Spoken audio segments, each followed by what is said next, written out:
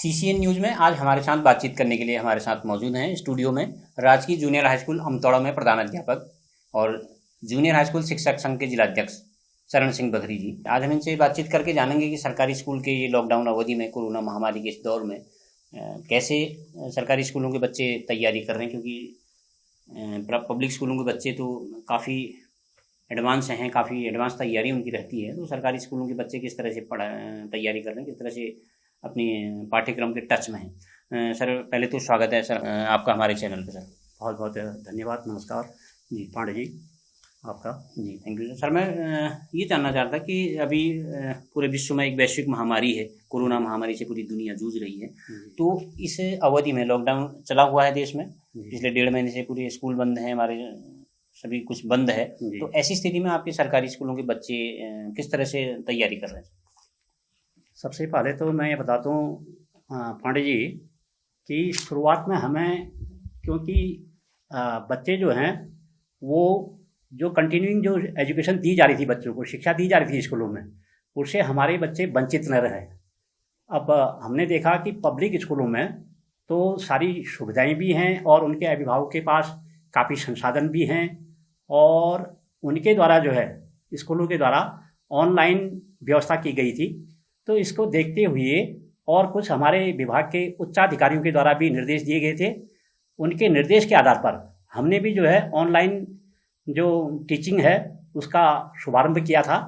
इसके लिए हमने शुरुआत में काफ़ी दिक्कतें आई इसमें, क्योंकि बहुत सारे विभाग हमारे ऐसे हैं जिनके पास ये आधुनिक जो पैटर्न के जो मोबाइल फ़ोन हैं ये है नहीं, एंड्रॉयड फ़ोन। तो जिनके पास थे, अब हमने शुरुआत करनी थी इसकी, तो शुरुआत करने के लिए हमने अभिभावकों को चयन किया, जिसमें ऐसे अभिभावकों को चयन किया जिनके पास एंड्रॉयड फ़ोन उपलब्ध था और उनसे सीधे फ़ोन में पहले वार्ता की हमने कि आपके बच्चे क्या कर रहे हैं घरों में। उनने कहा कि सर हमारे बच्चे तो जो हैं घरों में पढ़ाई वढ़ाई नहीं कर रहे हैं और बड़ी परिस्थिति वो है। तो हमने उनसे ये बोला कि आप लोग जो हैं अगर चाहें अपने बच्चों को कंटिन्यूइंग जो क्या बोलते हैं स्कूल में जो पढ़ाई होती थी उसी तरीके में अगर रखना चाहते हैं, उसी स्तर में अगर रखना चाहते हैं, तो उसके लिए हम आपके सम्मुख एक प्रस्ताव रखते हैं। तो उन्होंने कहा क्या हो सकता है। मैंने कहा कि आप लोग एंड्रॉयड फ़ोन के जरिए हम आपको जो है कुछ रोज़ाना होमवर्क हम तैयार करेंगे और उस होमवर्क को आपके फ़ोन में हम डालेंगे और डालने के बाद आप जो हैं उस फ़ोन में जो भी सामग्री आई है उसकी मदद से आप बच्चों को होमवर्क करने में आप भी मदद करेंगे। तो ये प्रस्ताव जो है अभिभावकों को कुछ अच्छा लगा। तो मैंने शुरू में फिर ग्रुप बनाया। ग्रुप बनाने के बाद 2-1 अभिभावक उसमें जुड़े, फिर ये जो है प्रचारित होता रहा। अन्यों को भी मैंने संपर्क में ले आया, अन्य अभिभावक भी। तो इस तरह से जो है लगभग 50% बच्चे हमारे ऑनलाइन ग्रुप में जुड़ गए, पढ़ाई कर रहे हैं ऑनलाइन ग्रुप में। उसके अलावा उनके अगल बगल जिनके पास सुविधा उपलब्ध नहीं है उन बच्चों से भी हमने संपर्क किया फ़ोन के द्वारा। तो वो बच्चे जो हैं, जो अन्य अभिभावकों जिनके पास यह सुविधा है, एंड्रॉयड फ़ोन की सुविधा है, वो उनसे उसकी मदद ले रहे हैं। तो इससे हमने प्रत्येक बच्चे तक पहुंचने की कोशिश की है। मतलब ऑनलाइन पढ़ाई आपने शुरू कर दी? हाँ, शुरू कर दी है। अच्छा, मैं ये जानना चाहता था कि ऑनलाइन पढ़ाई एक हिसाब से बहुत अच्छी तो है ही है, उससे आपका पाठ्यक्रम से टच रहता है बच्चा, लेकिन इससे ये है कि थोड़ा सा नुकसान की भी कुछ बातें आ रही हैं कि बच्चों के शरीर पर, आँखों पर, मन मस्तिष्क पर भी उसका असर पड़ता है। तो आप मानते हैं कि इस तरह का नुकसान भी शायद बच्चों को हो रहा है? ज़रूर मैं मानता हूँ, क्योंकि जब लगातार अगर बच्चा अगर मोबाइल में किसी पर्टिकुलर वस्तु को अगर देख रहा होगा, कोई सामग्री को अगर देख रहा होगा, निश्चित रूप से उसके मस्तिष्क पर भी उसका असर पड़ेगा, आंखों पर भी उसका असर पड़ेगा। ये तो मैं मानता हूँ, पर इसके लिए जो है अभिभावकों को कुछ सावधानियां बरतनी पड़ेंगी कि बच्चा जो है एक बार जब उसमें होमवर्क को देख लेता है, उसको अपनी कॉपी में उतार लेता है, उसको कंप्लीट कर ले, उस सवाल को कंप्लीट कर ले। जब दूसरा सवाल जब हल करने की बारी आती है, पुनः जो है एंड्रॉयड फ़ोन खोल करके दूसरे प्रश्न को जो है वो उतारे और उसको हल करे। और कभी कभी हम क्या कर रहे हैं कि कुछ अपना जो क्लासरूम टीचिंग का जो वीडियो है उसको भी हम डाल रहे हैं अपने घर में। हम एक ब्लैक बोर्ड पर जो है टीचिंग करते हैं और उस टीचिंग का वीडियो बनाते हैं। हमारे जितने भी स्टाफ हैं, हमने उस ग्रुप में अपने सारे 5 का जो हमारा स्टाफ है सब उसमें जुड़े हुए हैं अलग अलग विषय के। तो प्रत्येक शिक्षक जो है अलग अलग विषय का उसमें डालता है और उसका जो वो है उसके जो तरीके हैं वो तरीके भी हमने उनको बता रखे हैं कि आप एक समय में एक ही प्रश्न करें, एक ही विषय को करें। तो इस तरह से जो है हमारे बच्चे उसको करते हैं। और साथ में एक चीज़ और ये है कि जब बच्चे के मन के अनुकूल अगर कोई सामग्री ना हो तो उसको जरूर से जरूर दिक्कत भी होती है उसमें, क्योंकि ऐसा है कई उसमें डाउट्स होते हैं, वो डाउट्स क्लियर नहीं हो पाते हैं तो बच्चा फिर बोरिंग हो जाता है उसमें। तो अगर अभिभावक थोड़ा सा अगर पढ़ा लिखा है तो उसके डाउट की कोशिश करता है वो, अगर उससे भी नहीं होता तो वो फ़ोन से फिर संपर्क करते हैं हमसे। तो इस तरह से भी हम उनके डाउट क्लियर करते हैं। और अगर बच्चा वैसे भी बच्चा जो है दिन भर फ़ोन में लगा तो रहता ही है, कुछ ना कुछ तो करता ही है वो, तो उसके मन माफिक अगर चीज़ें नहीं होती हैं तब उसको जो है जरूर से जरूर मानसिक और शारीरिक रूप से उसको जो है थोड़ी उसके फिटनेस में दिक्कतें आती हैं। अच्छा, ये कुछ पढ़ने में तो ये देखने सुनने में तो अच्छा लगता है कि ऑनलाइन आपकी एजुकेशन आप करा रहे हैं, अच्छी बात है, बच्चे भी शायद इंटरेस्ट ले रहे होंगे। लेकिन सर एक सरकारी स्कूलों में जो बच्चे पढ़ते हैं सामान्य तौर पर थोड़ा सा गरीब घर से मध्यम वर्गीय परिवार के ज़्यादा होते हैं, तो ऐसे में कई दूरस्थ क्षेत्रों में इंटरनेट की और उसकी समस्या भी है, टेलीफोन की भी समस्या जैसे आप बता रहे हैं, तो ये कितनी समस्या इसमें आ रही है? ये समस्या अवश्य है सर, क्योंकि ऐसा है ग्रामीण क्षेत्रों में अभी जो नेटवर्क की कमी है, बहुत अधिक कमी है, क्योंकि कहीं पर जो है अभी 3G सेवा भी अच्छी तरह से नहीं चल रही है, और जबकि शहरों में जो है 5G सुविधाएं हैं। तो मेरा एक निवेदन ये भी होगा कि ग्रामीण क्षेत्रों में भी अगर इस ऑनलाइन अगर शिक्षा को और कारगर बनाया जाए तो वहाँ पर नेटवर्क की सुविधा जरूर होनी चाहिए। कभी कभी तो वहाँ पर टेलीफोन भी सामान्य बातें भी नहीं हो पाती हैं, इंटरनेट तो बहुत दूर की बात है। तो ये भी दिक्कतें झेलनी पड़ रही हैं, इसका भी लॉस जो है ग्रामीण क्षेत्रों के बच्चों को हो रहा है।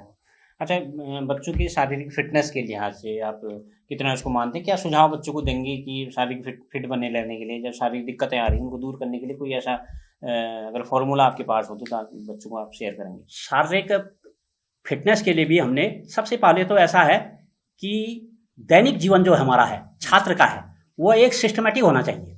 उसके लिए हमने एक टाइम टेबल बना करके जो है पहले ही जो है पोस्ट कर रखी है उसको। उसके आधार पर क्या है, बच्चा प्रातःकाल जब उठता है तब से लेकर के शाम सोने तक का जो है एक फिक्स टाइम टेबल बनाया गया है, जिसमें जो है बच्चे को प्रातःकाल योगा भी उसमें हमको भी करवाते हैं बच्चों से, और योगा करने के बाद कुछ प्राणायाम कराते हैं, ऑनलाइन ही सारी हम जो है पोस्ट भेजते हैं आज कौन सा योगा करना है। और कुछ विद्यालय में जो पहले से करते आ रहे थे बच्चे नियमित रूप से, वो सारे योगासन भी करते हैं।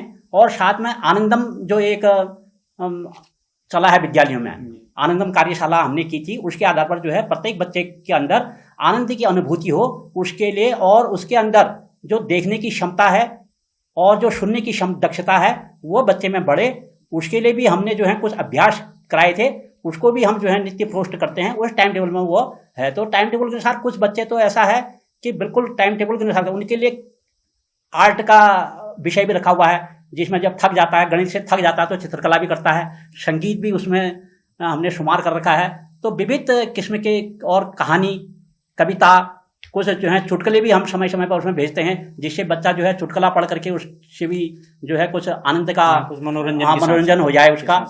तो ये भी जो है ऐसा हम प्रयास कर रहे हैं। बहुत अच्छी बात है सर, इस तरह का आप प्रयास कर रहे हैं, मुझे उम्मीद है कि बच्चों के लिए काफ़ी कारगर साबित होगा। तो अभिभावकों और बच्चों के लिए इस मौके पर जो लॉकडाउन की अवधि चल रही है, अभी कब स्कूल खुलेंगे उसका भी कोई वो नहीं है, नियम फिक्स नहीं है कि कब खुलेंगे, तो क्या अपील आपकी क्या रहेगी अभिभावकों के लिए और फिर बच्चों के लिए? मेरी एक ही अभिभावक से एक अपील रहेगी कि जो एक निश्चित टाइम टेबल अपने बच्चों का बनाएं और उनके साथ दोस्ताना व्यवहार करें, क्योंकि बच्चा ऐसा है जब लॉकडाउन अवधि में कमरे के अंदर रहता है, उसके पास जब करने के लिए कुछ नहीं होता है, निश्चित रूप से उसे कुछ न कुछ तनावग्रस्त भी बच्चा हो सकता है। फिर विशेषकर देखा है हमने कि जो टीन एज बच्चे जो हैं उनमें ये चीज़ें ज़्यादा होती हैं। तो अभिभावकों को यही कहूँगा कि बच्चों से बिल्कुल दोस्ताना वो रखिए, उससे बहुत बड़ी अपेक्षाएं पाल करके उस पर प्रेशर न बनाइए किसी भी हालत में।